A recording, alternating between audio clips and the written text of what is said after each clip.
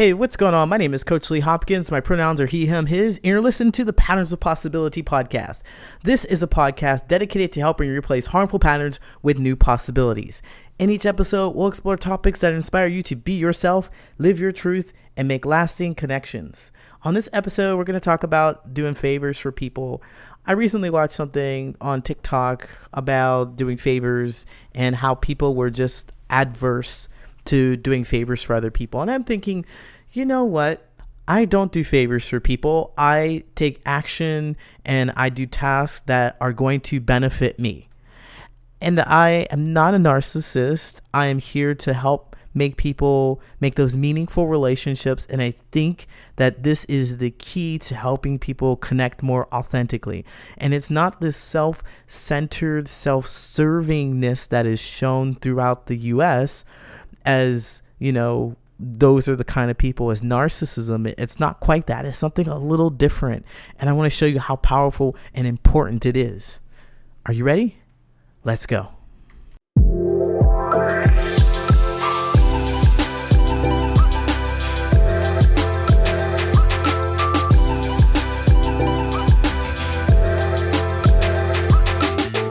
All right, so you're selfish, you're narcissistic, you're rude, you don't care about anybody, you just do whatever you want, and you're not thinking about anybody else but yourself. And I'd be like, yup. Yup. No, come on. Like, it is sort of like that. And I want to break it down. I want to parse out those pieces so that we can be a little clear about this, because I don't do things at the expense of other people. Because that's just not my character. I don't enjoy seeing people suffer and seeing people hurt around me. What I mean to say is that I do things in my own best interest. I'm always just filling up my own cup first, right? I'm always making sure that I have enough for me, and then that overflow is abundance and it's enough for other people. Put my oxygen mask on first. However many sayings there are for that, but there are so many, and it's true. You really have to take care of yourself first. And so this is what I mean when I say I don't do favors for people. If I look at the word favors, I really think that it is something that we use to, or this is what I think about favors, rather, using my own definition, because I haven't looked it up or anything. But as I know it, I think I'm doing a task, or I'm expending energy at my expense. Like, I'm doing something that won't benefit me, that doesn't feel good to me, and that I don't like for somebody else. That's what I think of as favor. Because people are like, will you do me a favor? Take me to the airport. Will you do me a favor? Will you help me move? Like, things that just will put me at a disadvantage, or not necessarily at a disadvantage, but in a position in which is uncomfortable for me. Will you stay late and help me do some extra work? Will you do this for me? Will you do that for me? It's taking. That's the sentiment that I get from it. And I don't want people taking things from me. No one gets to take my energy. No one gets to take your energy. You give it freely. You give it freely if you so desire. And when you do that, when you're in that mindset of giving it freely, the way you desire, it's going to be totally different. It won't feel like a favor. So I say all that to say is that when my cup is overflowing, when I'm abundant, when I have time, I will give. It's not a favor. And furthermore, I have this idea that, well, there are people out there who benefit from my actions. There are people out there who I want to see successful, who are close to me, and they will benefit from my actions. How it benefits me is that if I'm around people who are doing well, who are feeling good, who are amazing, who feel love and appreciation, if I'm around those people, then I'm also going to feel that. If I do something, if I complete a task, if I show support or love pouring from my overflowing cup to help someone in need who has asked me for something, they will do better. And I will do better because I'm surrounded by people who are doing better, who are feeling good. It is in my best interest to help these people feel good. But only when I have the capacity to do so. I'm never putting myself at a disadvantage. Because if I do that, if I'm at a disadvantage and I'm angry about the tasks that I'm doing, the favor that I'm performing, and I don't want to. I'm mad about it. I'm resentful about it. I really don't want to be the person who is resentful in this relationship with you, because that's going to ruin our relationship. I want to be able to have strong boundaries and preserve my energy. So that's why I say I don't do favors. If I'm feeling exhausted, let's say, because you might be thinking this, I'm feeling exhausted and they want to ride to the airport at 4:00 in the morning. And I'm like, man, you don't really have anybody else to take you? I want to sleep. I got stuff to do in the morning. If I sit up there and I drive them to the airport, I need to let that resentment go. There needs to be no resentment. I really need to find out how it benefits me ASAP before I even agree to it. I got to be like, I can't be disgruntled and angry. They'll never have their stuff together. They could have got a lift to the airport. They're being so cheap. They're not even paying for my gas. And I'm thinking all these terrible things or frustrating things about them, negative oriented things. And I don't want that. That's just going to float around in my relationship with them. I need to think about how it benefits me to go at 4:00 in the morning to take them to the airport. I need to think about how I'm supporting my friend and doing something that is really important to them. It is not at my expense. It's because even though I'm exhausted, I'm doing this because I want them to be well and I benefit from them being well. And there's nothing else to it. There's no resentment underneath that. None. If you can't get to that point, then they don't get a ride to the airport. If I can't get to that point, then they don't get a ride to the airport. People have tried to push extra work and things on to me too, like asking me to do extra things, and I'm like, I just do not have the capacity to do so, and I do not have a problem saying no to you.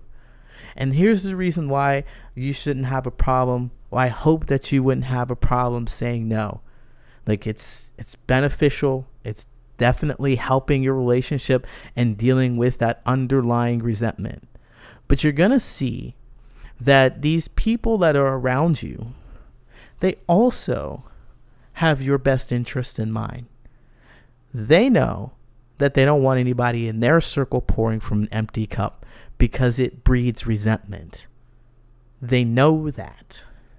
So they're not going to ask you when you say no. I can't. They're going to be like, please, why? I don't know why. No, I can't. I won't do it. They don't want you to do anything that doesn't benefit you, doesn't feel good to you, because they'll be in a circle full of people who resent them. You see how that works?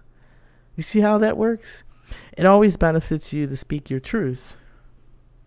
Sometimes it's just difficult to find how it does, because we immediately see people's reactions to us. No, you can't take me. You're so self-centered. You're such a jerk. I need you this one time. And you know how important this is to me.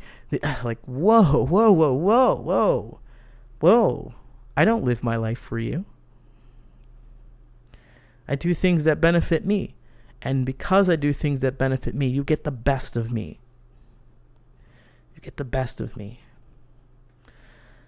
So, don't do favors for people. All right? Hey, Patterns of Possibility fam. If you'd like a little more guidance and hands-on support, then I've got great news. You can hire me as your own personal coach. Go to patternsofpossibility.com/coaching to apply for individual or group coaching. In this 12-week program, I'm going to help you make the meaningful connections that you deserve. After this coaching program, I promise you'll be able to do 3 things. One, you'll be able to clearly identify who belongs in your tribe and who doesn't. Say goodbye to those people who are wishy-washy, you're unsure of. No, you will know for certain whether or not they deserve to be in the same space with you. And second, you are going to know that your thoughts and feelings are valid and worth expressing. So if you do have feelings about your friends not holding up boundaries or not holding up space for you or not meeting your needs, then you are not going to shy away from telling them. You will be able to communicate your boundaries in a clear, concise manner and advocate for yourself in your relationships. And finally, you are going to learn how to start and stop conversations with strangers and steer them towards topics that are interesting and important to you. I don't know about you, but I don't have weeks, months, years to discover whether or not me and my new friend have compatible values. If you know what you're looking for, you can discover if you're compatible in just a few conversations. If all this sounds good to you and you're ready to make those meaningful connections, go to patternsofpossibility.com/coaching to find out more information. Again, go to patternsofpossibility.com/coaching to find out more information. I look forward to working with you. Now it's time for your listener letters. If you have burning questions about your friendships and your platonic relationships with your coworkers and so forth, let me know. Write me at patternsofpossibility@gmail.com, and I might just read your letter out loud. I'm hoping I get some advice here. By being too sensitive, I'm trying not to place any blame on anyone before I start this, but I have a friend who I consider my best friend for about 7 years. She just moved to another state, kind of across the country, about 3 years ago, but we've kept in close contact. Right now, I have some resentment.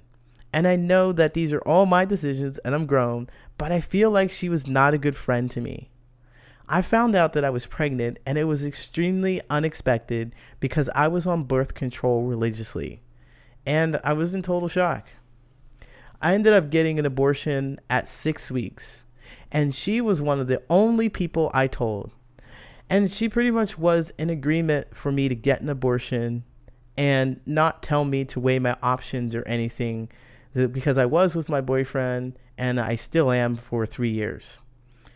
And thinking about it now, I feel like she should have been more open to me getting some mental help before I made such a big decision, especially since she knew that she was the only person that I was telling, besides my boyfriend. But also, I have a son that she never acknowledges on his birthday or gets him any presents. I don't know if I'm being petty, but I hold a lot of resentments for this decision that I made irrationally. I know it is my decision at the end of the day, but it is just not how I feel like a friend should talk to somebody in a very fragile state of mind. Does anyone have any advice? Am I being overly sensitive? This was about 5 months ago. Thank you, and this is very hard for me because I don't talk about this to anybody. I was in such a shock and terrible mental space, and she was totally for me to end the pregnancy and not telling me to talk about it. I really don't think I would do that to someone who's put in a position wherever they choose to be more supportive. I think I would have chose to be more supportive is what she's saying. Okay, yeah. So, wow. It sounds like you are mad at your friend because they were not supportive of you and you needed a different kind of support from them. And you went and you took their advice, and now you're upset because they didn't say the thing that you wanted them to say to you. This is how it sounds to me. This is how it sounds. And there, of course, there are pieces that is missing because it's your experience. These are things that you have gone through. You were feeling something and you were hoping for something. And I use those words something because I don't really know. Like, I cannot describe what it is that you were looking for. Well, actually, let me go back and try that. You were looking for her to give you some advice that would satiate you, and you thought that she gave you some advice that would satiate you, or that it felt good. She agreed with you. You agreed with her. And looking back, you're like, oh, this wasn't good. This wasn't good advice. That's what it sounds like to me, as the outsider looking in. I wonder about this because We really do rely on our friends to help us see things that we can't see. They are our second pair of eyes. They are a whole new life experience for us, and we trust them to tell us the truth.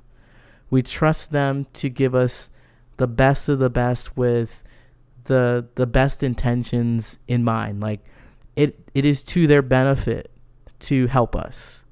It is to their benefit to see us doing well. And what I'm picking up here is that you're looking back at the relationship or the conversation that you had or the advice, and you're like, well, what they said wasn't in my best interest. It wasn't for me. It hurt me at the end of the day. Did they do it on purpose? You didn't say that, but I'm thinking that might be a thought that comes in. They could have done better. Maybe that's a better thought. They could have done better. Will they give me such crappy advice?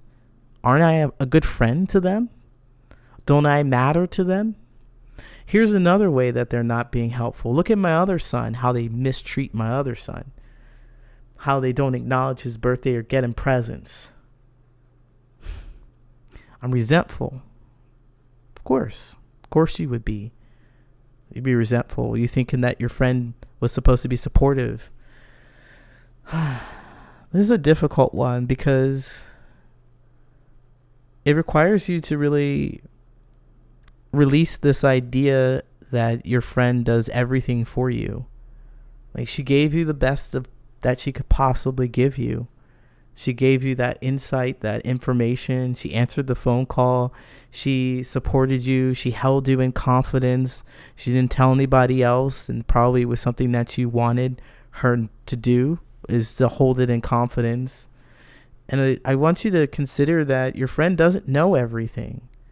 Your friend doesn't know what is best for you, but you would know best what's best for you. You're starting to feel it right now, like, wow, it probably wasn't in my best interest to go through with this. And I know that at the beginning, you said that you were trying not to place blame on anyone before you start this, but it sounds like you are doing it. Just because you had that little preface up there doesn't mean that it's not actually happening. You're trying not to, but you are. You're looking at this person saying they should have given you some better advice, or they should have supported you in some way. I want to say that your friend doesn't live for you. They have their own priorities. They have their own points of view. And so do you. And so do you. And with that said, it is very helpful to surround ourselves with other people who can counsel us. Not just this one person who has distanced themselves, who is far away from you. I'm not saying that they moved because of you, but they're a distance away from you all the way across the country. It's time to get more people in our life who can counsel you, who you can go to a second opinion, a third opinion, who can definitely trust, or you can definitely trust, who will give you some sound advice. And really, it's only advice. At the end of the day, you get to consider other people's opinions. You get to consider their thoughts and what they would do, and you try it on to see whether it's right for you, because you're the one that makes the decision. I want to ask you to give your friend a bit of slack and say that, and consider that she doesn't live for you and doesn't know what is best for you. She's given you her best from her own opinions or her own life experiences, and it's your job to be able to discern whether or not you want to apply that to your life. With that said, though, if there's resentment in the relationship, it is worth having a conversation about. It's worth having a conversation about. It sounds like there's something else here, though. Like if you're resentful of the fact that she didn't give you the best advice and you took it, then it seems like you're holding her responsible for that. And I know there's resentment here, and I'm just like, there's something to work past, and maybe it's not telling and blaming them, but maybe it sounds like, look, friend, I don't know why, but I'm really resentful of me taking this advice that you gave me. And I know that I want you to come from and when you're talking to your friend, I want you to come from this place where you were saying that, look, I really relied on you for some advice, and I know you did the best that you can, the best that you could, and I appreciate your support, but I feel like it was the wrong thing, and I feel so resentful that I took this. I'm angry that I took this advice, and I don't know where else to direct it but at you. And I just want to spend some time alone to figure out what's causing this, or maybe you could help me talk it out, or you got to talk to somebody else about it, because I don't think it'd be easy for you to talk to her because she's the object of your resentment. And she's like, well, I did the best that I could. I don't know what you wanted me to do. And you'll be like, I don't know what I wanted you to do either. I wanted you to give me better advice. Well, I gave you the best that I could. It was up to you to take it. Can you just hear that conversation happening? Can you hear that argument happening? I can hear it already. And so we don't want to do that. We want to keep it nice and level and make sure everybody still feels heard. But it's obvious you're in pain and you need some more support. That's really the key. It seems like you need some more support other than this one friend and the boyfriend. But please, please, please, please don't go blaming her and saying you're a bad friend and you should have done better for me. That's one surefire way to blow up your relationship. But go make more friends, go meet more people, go do more things that are going to enrich your life so that you can build a council of people who can support you when you have difficult situations just like this. Hey, thank you so much for listening. If you like this podcast, share with someone who you think could benefit from this information, and follow me on social media. You can find me at Patterns of Possibility on all social media.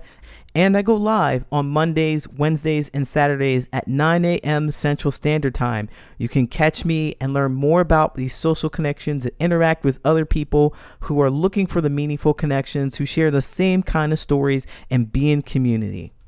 And don't forget to sign up for my newsletter at patternsofpossibility.com, where you will get actionable steps delivered to your mailbox every week. Thanks again for listening. Until next time, take care.